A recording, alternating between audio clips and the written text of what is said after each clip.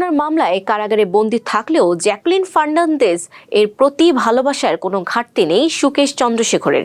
বিশ্ব ভালোবাসা দিবস উপলক্ষে কারাবন্দী এই ব্যবসায়ী অভিনেত্রীকে একটি বিলাসবহুল হেলিকপ্টার উপহার দিয়েছেন বলে দাবি করেছেন।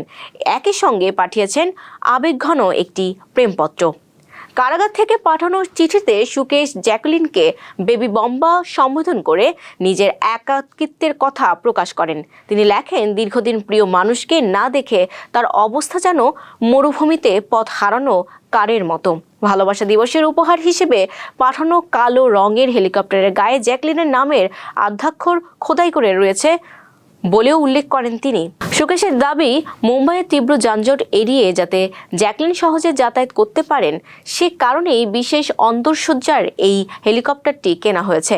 চিঠিতে তিনি আরও বলেন, এটি তার কষ্টার্জিত অর্থ দিয়ে কেনা, কোনো অপরাধের অর্থ ব্যবহার করে করা হয়নি। এদিকে চলমান আইনি জটিলতার কারণে জ্যাকলিনকে যে পরিস্থিতির মধ্য দিয়ে যেতে হচ্ছে সেজন্য চিঠিতে ক্ষমা প্রার্থনাও করেছেন সুকেশ। তিনি লেখেন, দূরত্ব থাকলেও তাদের ভালোবাসাই সেতুবন্ধনের কাজ করছে। নিজের কারণে অভিনেত্রীকে এসব সহ্য করতে হচ্ছে যা তার প্রাপ্য ছিল না বলেও উল্লেখ করেন তিনি।